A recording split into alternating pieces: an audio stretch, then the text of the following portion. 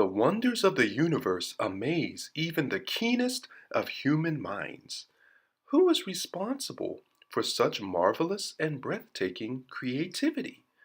Genesis 1 tells us that God is the creator of all these marvelous wonders.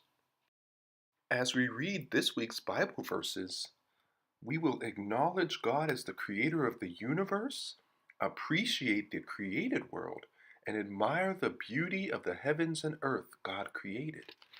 Our Bible verses teach us that God speaks to the chaos, disorder, and longing as the creator of a good creation. The act of God by which the universe came into being is creation. The Bible's chief account of creation is Genesis chapter 1, verses 1 through 2, verse 3. Instead of divine combat and struggle with a willful prehistoric force, as other ancient cultures believed, Genesis tells of the sole sovereign master of the universe directing the work of creation by verbal command. God is shown here making the world in 6 days and resting on the seventh. Bible scholars differ on whether the days were 24-hour days or longer periods.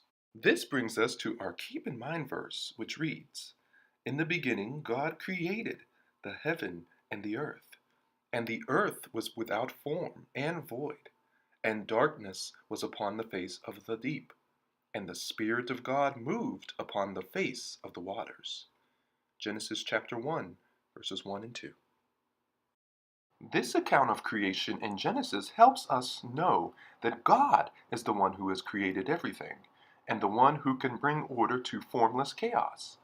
The earth was undifferentiated nothingness, as the scripture says, without form and void, in verse 2.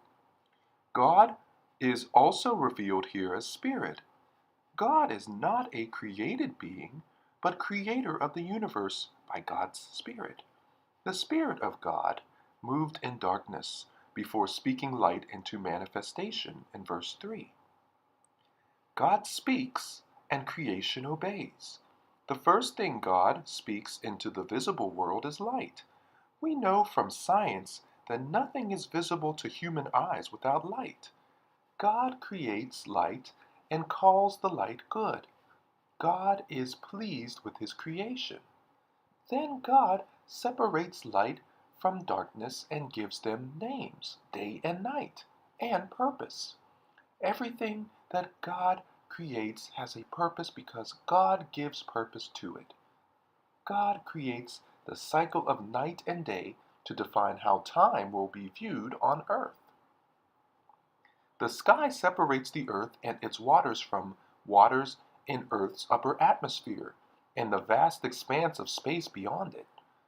This continues God's pattern of creating and establishing order, creating boundaries between things in the created world, so that the world can exist in established relationships instead of jumbled chaos.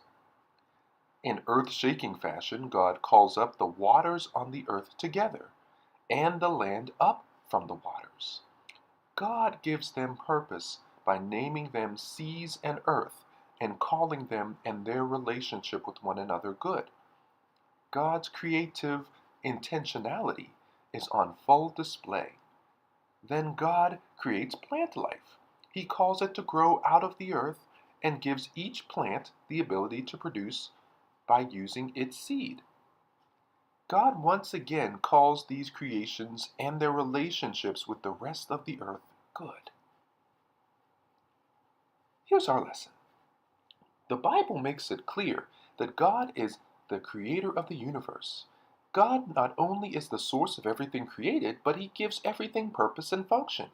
Yet God is distinctive in making different parts of creation unique, even allowing the earth to bring forth plants that naturally reproduce. God is purposeful and intentional in establishing diversity and boundaries in nature. As a result of the perfect wisdom of God, the visible world has good relationships between all created things despite their differences. We can observe this and conclude that we as humans should also value and appreciate the purpose of all things in nature,